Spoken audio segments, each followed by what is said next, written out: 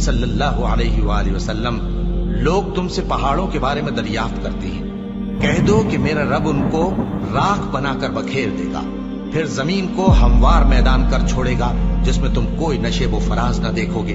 اس روز لوگ پکارنے والے کے پیچھے چلیں گے اور اس کی پیروی سے انحراف نہ کر سکیں گے، اور رحمان کے سامنے آوازیں پست ہو جائیں گی تو تم ایک ہلکی آواز کے سوا کوئی آواز نہ سنو گے۔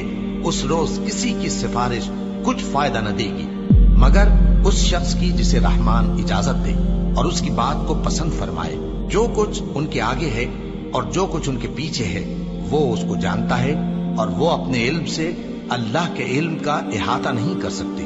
اور اس زندہ و قائم کے روبرو منہ لٹک جائیں گے، اور جس نے ظلم کا بوجھ اٹھایا وہ نامراد رہا، اور جو نیک کام کرے گا اور مومن بھی ہوگا تو اس کو نہ ظلم کا خوف ہوگا اور نہ نقصان کا۔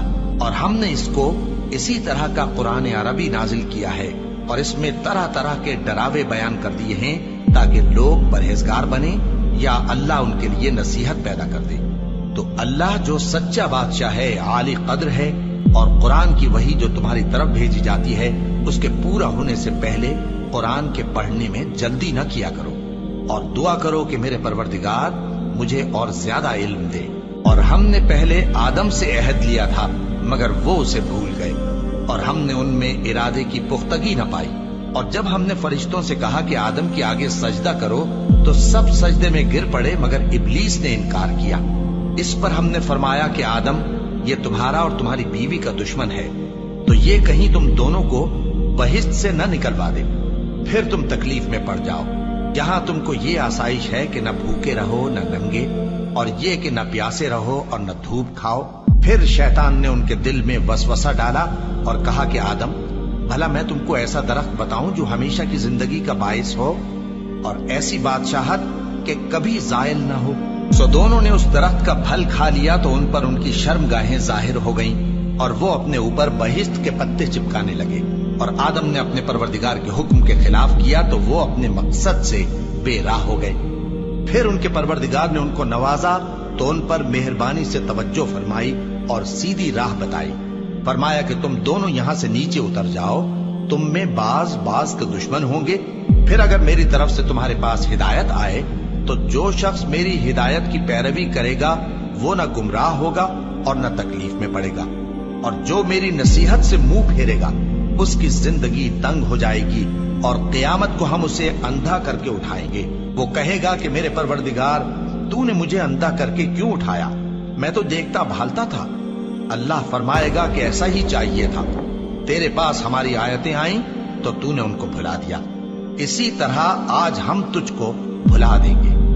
اور جو شخص حد سے نکل جائے اور اپنے پروردگار کی آیتوں پر ایمان نہ لائے، ہم اس کو ایسا ہی بدلہ دیتے ہیں، اور آخرت کا عذاب بہت سخت اور ہمیشہ باقی رہنے والا ہے۔ تو کیا یہ بات ان لوگوں کے لیے موجب ہدایت نہ ہوئی کہ ہم ان سے پہلے بہت سے فرقوں کو ہلاک کر چکے ہیں جن کے رہنے کے مقامات میں یہ چلتے پھرتے ہیں؟ عقل والوں کے لیے اس میں بہت سی نشانیاں ہیں۔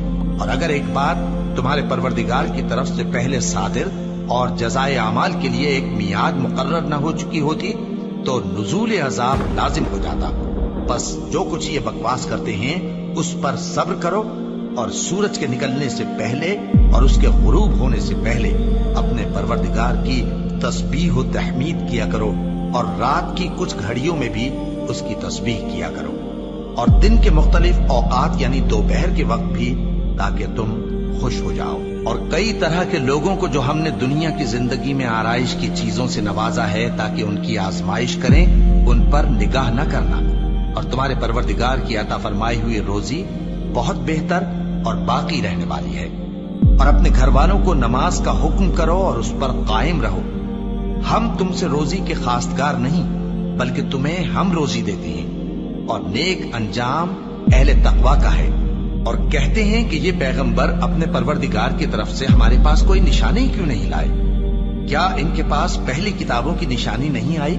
اور اگر ہم ان کو پیغمبر کے بھیجنے سے بیشتر کسی عذاب سے ہلاک کر دیتے تو یہ کہتے کہ اے ہمارے پروردگار، تو نے ہماری طرف کوئی پیغمبر کیوں نہ بھیجا کہ ہم ذلیل اور رسوا ہونے سے پہلے تیرے احکام کی پیروی کرتے۔